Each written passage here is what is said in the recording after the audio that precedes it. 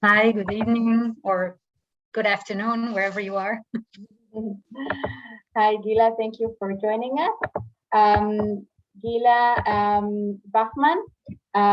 She is a doctor for the Schechter Institute and the Schechter Rabbinical Seminary. Thank you so much for joining us, and I hope you'll enjoy her lecture about the Sukkah with Rabbi Eliezer, Halakhah, and Aggadah. Thank you very much, Michal. And again, hello to everybody. I'm going to share my screen, unlike the previous speakers. I hope it works okay for everybody. So the main, my learning will focus on a most unusual rabbi and his special connection to the festival of Sukkot. And of course, this is Rabbi Eliezer. In his full name, Rabbi Eliezer ben Horkunos. And he was one of the most important Tanaim, sages of the Mishnah. He was a student of Rabban Yochanan ben Zakkai. Some of you might know the stories about how he took part in saving him and getting him out of Yerushalayim during the destruction.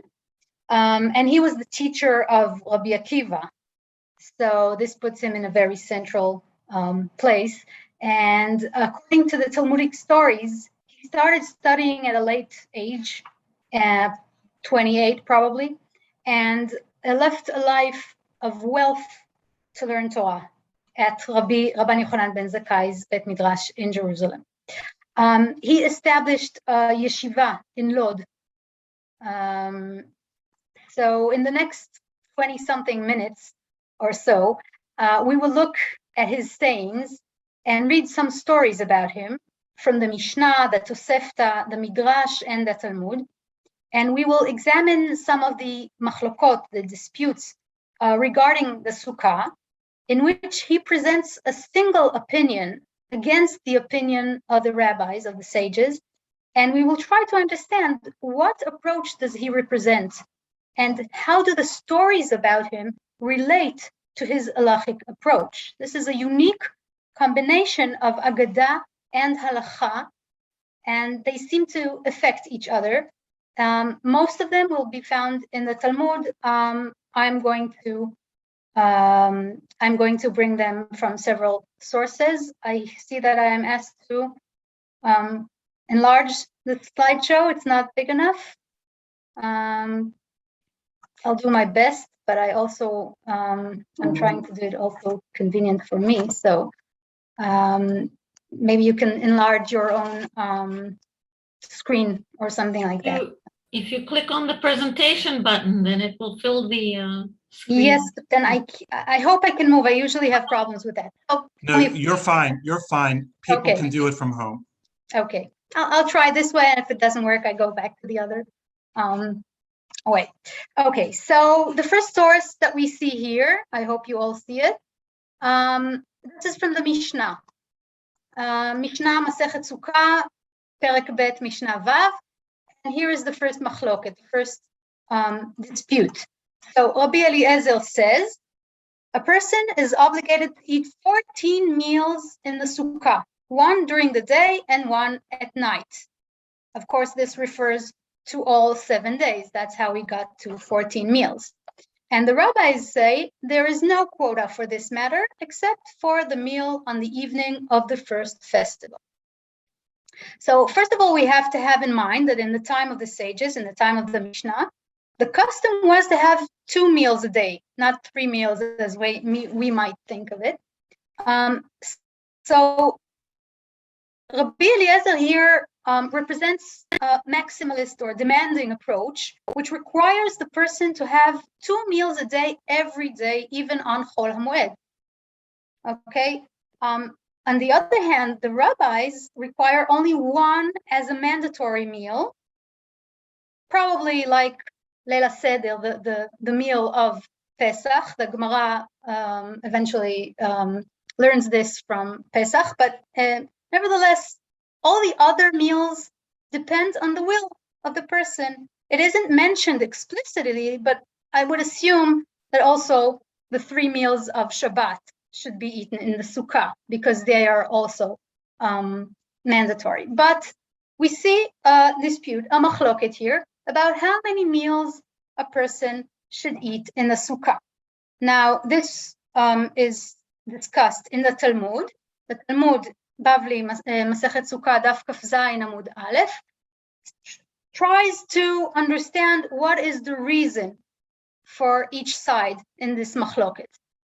So the Gemara, the Talmud asks, what is the rationale or what is the reason for the opinion of Rabbi Eliezer?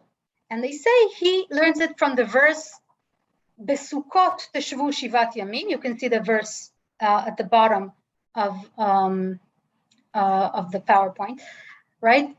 So the word teshvu, okay, in Sukkot you shall reside. Reside as you dwell in your permanent home. Okay, the word permanent and the word temporary, which also appeared in the previous shiur with Rab Mimi, will appear again here. This comes from the idea of a permanent dwelling. So therefore, just as in one's dwelling, one eats 1 meal during the day and 1 meal at night, so too in the Sukkah, 1 meal should be eaten during the day and 1 at night. That's the explanation of Rabbi Eliezer. What about the rabbis? Well, they also use the word kedira as a permanent dwelling. A sukkah is like a permanent dwelling, just as in one's dwelling, if one desires to eat, and if one does not desire to do so, he does not eat. So too in the sukkah, if one desires to eat, he eats, and if not, he does not eat. So as we can see, basically, both Rabbi Eliezer and Chachamim rely on the same verse, the verse Besukkot teshvu shivat yamim. Only each side perceives the concept of taduru, teshvu ke'ein taduru, that you should reside, in a different way. For Rabbi Eliezer, the dwelling in the sukkah is total, both day and night, and therefore he requires 14 meals. For the sages, residing in the sukkah is an expression of freedom and independence. A person is to behave naturally and feel at home, as we say, in the sukkah. So if you want, you can eat. If you don't want, you don't have to. That's the first machloket, the first dispute, and its reasoning or its rationale. Now we come to another machloket, and this one comes from a braita, a Tanaitic source, but it doesn't appear in the Mishnah. The Talmud brings it, and it says, Tanya, which means this is a braita. Rabbi Eliezer says, one may not depart from one sukkah to another sukkah, and one may not build a sukkah during Chol HaMoed. Even if you did not have a chance to build the sukkah beforehand, you should not build a sukkah during Chol HaMoed. And the rabbi said, one may depart from one sukkah to another sukkah, and one may build a sukkah on Chol HaMoed. Again, the Talmud asks, what's the reason? What's the logic behind these things? I think I skipped it. Oh, here it is. Where is the rationale of Rabbi Eliezer? Because the verse says, you shall prepare for yourself you should prepare for yourself the festival of Sukkot for 7 days. Establish a sukkah that is suitable for 7 days. You cannot build it during Chol HaMoed. It should be built for 7 days. It should last 7 days. And what do the rabbis say? How do the rabbis interpret this verse? This is what the Torah says, establish sukkah during the festival. So again, both sides refer to the same pasuk, only they understand a bit different, in a bit different way. I'm just going to change no, that's not what I wanted to do. I'm sorry, I'm going to stop here for a minute. I hope you're still with me. Just a second.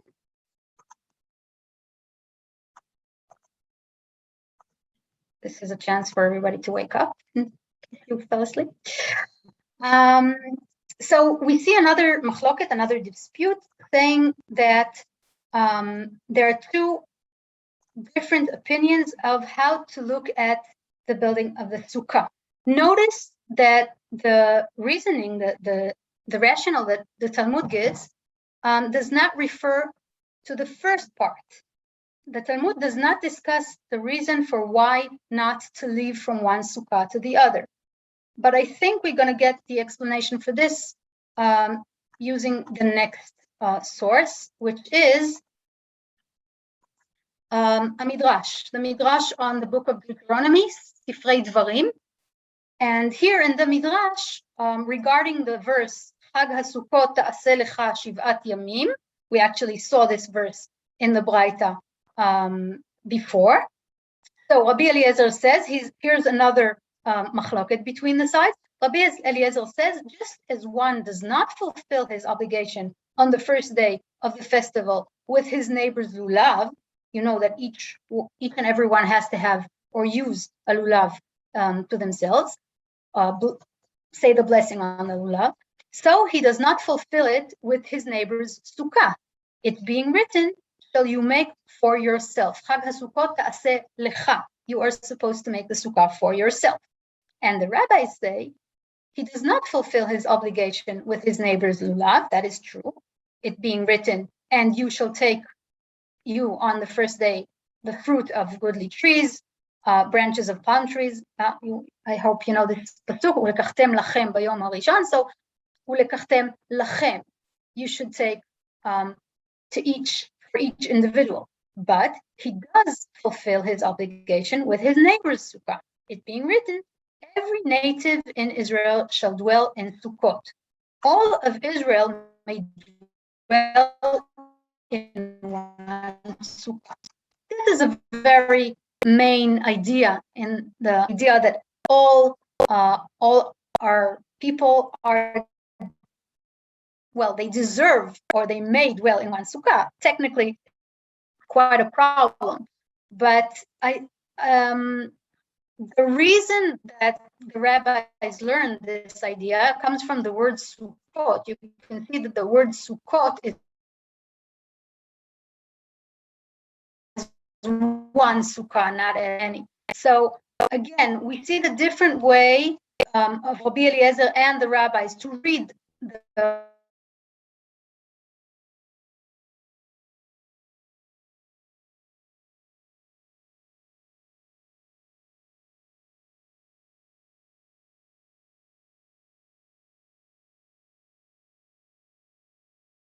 during the Chag.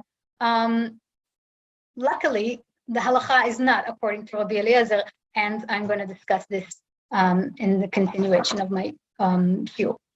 So here we see another machloket, another dispute regarding, and I think you can start to see that there's something that consistent about the way Rabbi Eliezer looks at the Sukkah and what he demands of a person in order to fulfill the mitzvah of Sukkot.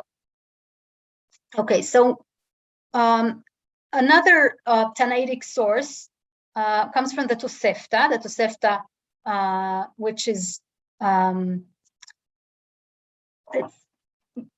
constructed very much, arranged very much like the Mishnah, and also in the Tosefta in Masechet Sukkah in the second chapter, we find this very interesting source. It's not this time. It is not a machloket. It is not a dispute between Rabbi Eliezer and Chachamim, but we find Rabbi Eliezer's opinion in it. So the Tosefta says those out on a mission of mitzvah, shluchei mitzvah, are exempt from sukkah, from the mitzvah of sukkah. They do not have to build a sukkah if they're on the road.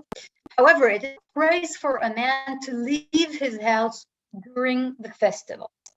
They're allowed to not having a sukkah, but it's not a good thing to have, only if it's necessary.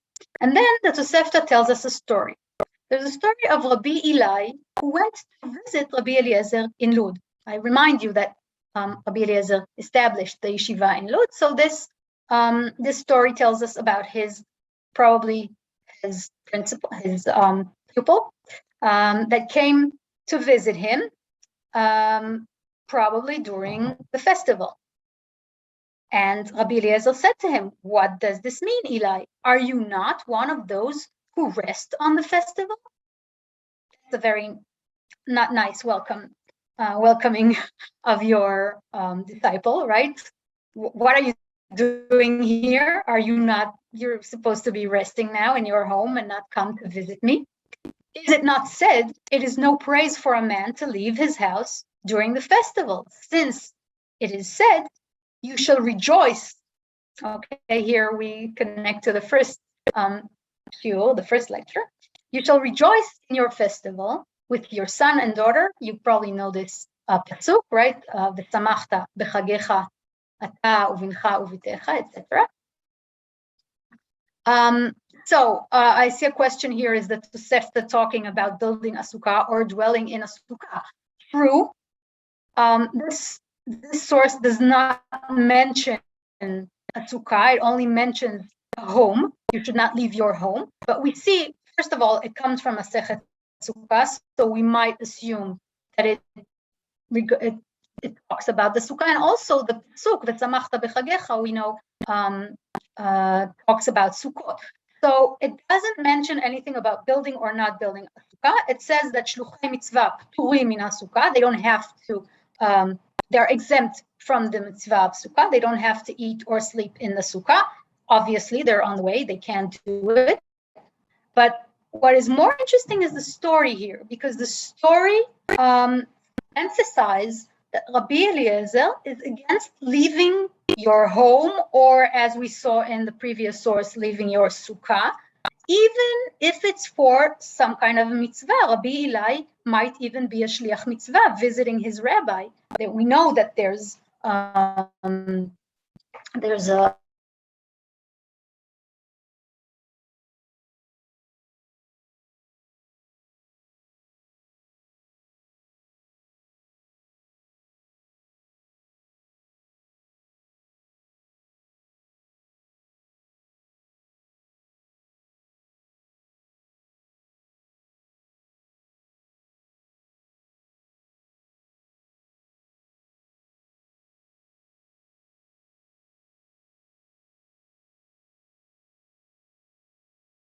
I've been disconnected for a minute. I'm sorry for this.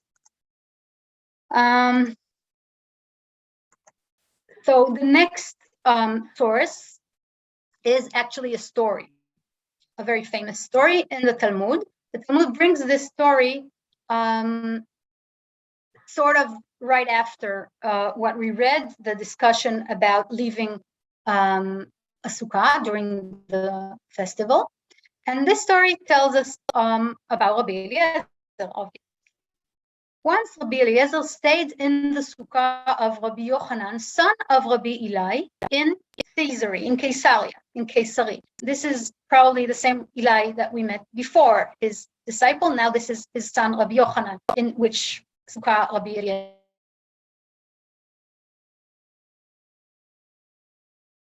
The sun was approaching, probably the day is becoming more and more hot. Rabbi Yochanan said, "May I spread a sheet over it to cover it, to make some shade?"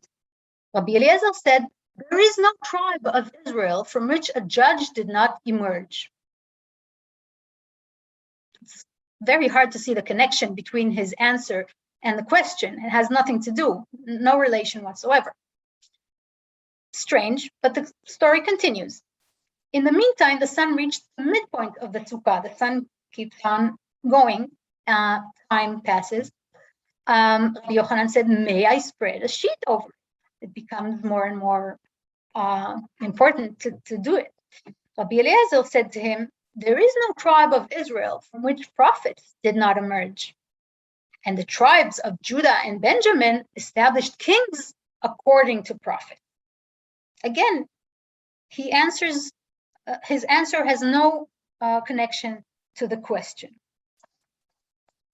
Rabbi Yochanan, at that point, the sun reached the feet of Rabbi Eliezer. It's getting really close. In a minute, he's going to be sitting in the hot sun. Anybody who sits in the sukkah in Israel during September knows it can turn really hot and unpleasant. And that's what Rabbi Yochanan obviously is afraid of. So Rabbi Yochanan took the sheet and spread it over the sukkah. Rabbi Eliezer slung his cloak behind him and left the sukkah. Not because he was diverting his attention with his words. I think this means that Rabbi Eliezer was diverting, saying things that have no connection, but because he never said a matter that he did not hear from his teacher. And this is the point of this story. It's a very, very puzzling story, and the behavior of Rabbi Eliezer in the story is very puzzling. Why does he not respond? What is the meaning of his sermon, of his Dvar Torah? What is he saying here about the tribes? Why does it have to do with the situation? And I would love to hear ideas. If anybody have, you can write in the chat. What do you think is the connection between speaking about the judges and the prophets and the kings? What does it have to do with sitting in the sukkah? But this way or the other, without getting into this very complicated question, it is clear that Rabbi Eliezer purposely avoids answering Rabbi Yochanan and expects him to understand the idea by himself. He forbids to spread the sheet. Otherwise, he would act differently. So why does he not say it explicitly? According to the Talmud, and this is probably an addition, it's not an imminent part of the story, the last sentence, is that he never heard this answer from his rabbi, and therefore he could not say it explicitly. And this is the very main part of his character. And we're going to see it in other sources. I think the next source even says it stronger. First of all, we have to say that Talmud asks, and we probably all asked ourselves, didn't he just say that you're not allowed to sit in some other person's sukkah during the Sukkot? You should not leave your own sukkah. That's what Talmud asks. How did Rabbi Eliezer do so? Didn't he himself say one may not depart from one sukkah to another sukkah? So what is he doing in Caesarea, right? So they say the incident was in a different festival. This was not a sukkah for a mitzvah. This was just a sukkah for sitting in the shade. Okay, so this is a different festival, but still, remember the story with Eli? He said, "Meshabeach ani et ha'atzlanim she'en yotzim mibatehem regel." I praise the lazy. This is the word the Gemara uses, lazy, who do not leave their houses on the festival. And then they say, okay, it wasn't a festival, it was Shabbat. So the whole question here is not a question of Sukkah, it's a question of Shabbat. This is one way of looking at it, but I think a different way of looking at it is as the character of Rabbi Eliezer. And here's another story, and this one has to be in Sukkot. Maaseh Rabbi Eliezer, once Rabbi Eliezer stayed in the Upper Galilee, and the people there asked him 30 halachot in the halachot of Sukkah. So this is really a question of Sukkah. In response to 12, he said, I heard an answer. In response to the other 18, he said, I did not hear an answer. He refuses to answer because he never heard an answer for these questions. So they asked him, the people, are all the matters that you know only from what you heard? He said to them, now you forced me to say a matter that I did not hear from my teachers. And this is the thing he said. In all my days, no person ever preceded me into the study hall, Bet Midrash, and I never slept in the study hall, neither substantial sleep or a brief nap. Notice that in Hebrew it says, Lo sheinat keva, velo sheinat arai. Here are the words permanent and temporary, which repeat many times in these discussions in the Talmud. And I never left anyone in the study hall and exited. I never engaged in idle conversation, and I never said anything that I did not hear from my teacher. And this is the main idea of Rabbi Eliezer, in my opinion. I'm just looking at the question here. Am I correct that you can also do not leave your home to eat afikoman, right? A very similar halakhah about Pesach, about afikoman, you must not leave one chavura, one group of people in order to eat the Pesach, the Korban itself, with another chavura. So here's another similarity between Pesach and Sukkot.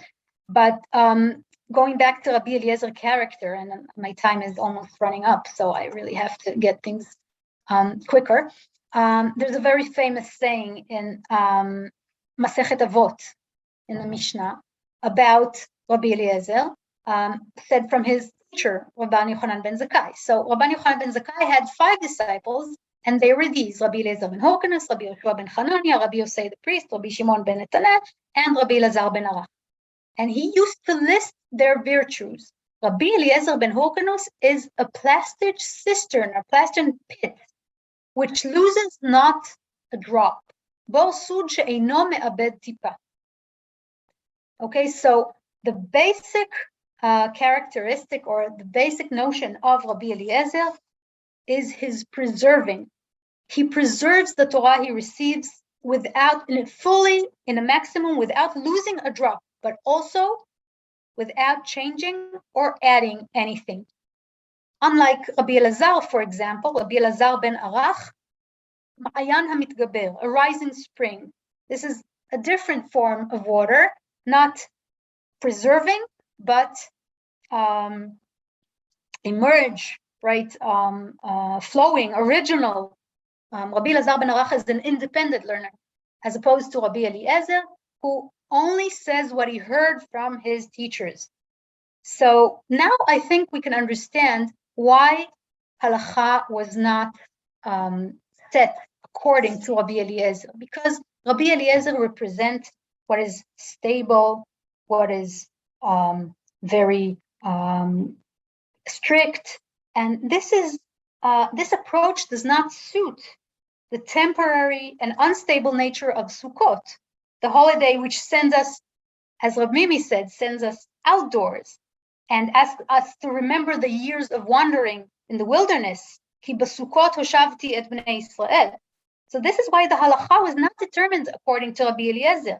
The holiday of Sukkot really asks us, requires us to be flexible and ask us to look at the temporary as our home for the Chag. So I would like to wish you all happy and temporary and flexible Chag Sukkot. And I do wish that you all feel at home wherever you are. And Chag Sameach.